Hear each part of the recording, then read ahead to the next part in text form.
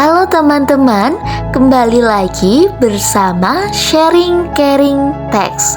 Kali ini kita akan membahas mengenai pajak minimum global G20 Bali.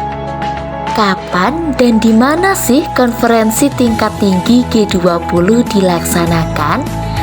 Indonesia secara resmi memegang presidensi G20 selama setahun penuh, mulai dari 1 Desember 2021 hingga November 2022. Dan KTT G20 ini dilaksanakan di Bali loh teman-teman. Apa sih G20 itu?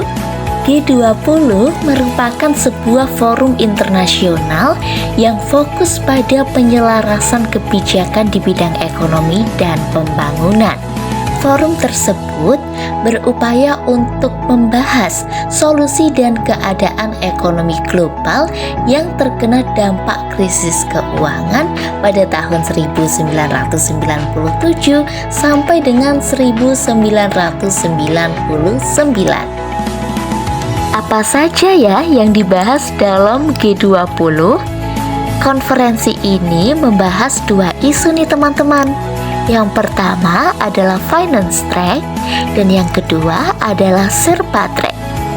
Kegiatan ini juga membahas mengenai persetujuan prinsip perpajakan global yang terdiri dari tax incentive, tax and digitalization, tax avoidance, tax transparency, tax and development, serta tax certainty. Pada KTT G20 juga terdapat agenda terkait perpajakan internasional loh.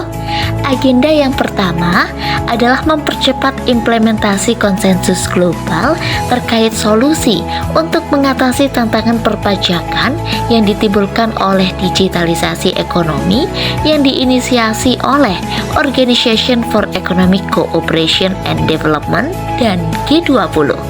Agenda yang kedua adalah membimbing negara berkembang untuk menerapkan insentif pajak dan kebijakan perpajakan dalam rangka pemulihan pasca pandemi. Agenda yang ketiga adalah mengarahkan kontribusi potensial dalam skema pajak karbon atau environmental tax. Adapun pelaksanaan G20 terkait pajak adalah 1. Menyetujui dua pilar perpajakan internasional, di mana pilar 1 adalah prinsip perpajakan bagi sektor digital, pilar kedua adalah global anti-base erosion sebagai upaya menghentikan penghindaran pajak. Lalu, agenda pelaksanaan yang kedua adalah pilar perpajakan internasional dapat dilaksanakan pada tahun 2023 dan agenda pelaksanaan yang ketiga adalah memberikan dukungan peningkatan kapasitas bagi negara berkembang untuk mengimplementasikan kedua pilar perpajakan internasional pada tahun 2023. Lalu, manfaat pertemuan G20 bagi Indonesia adalah 1. Menciptakan kontribusi sebesar 533 juta US dollar atau sekitar 7,4 triliun pada PDB Indonesia. 2. Pelibatan UMKM.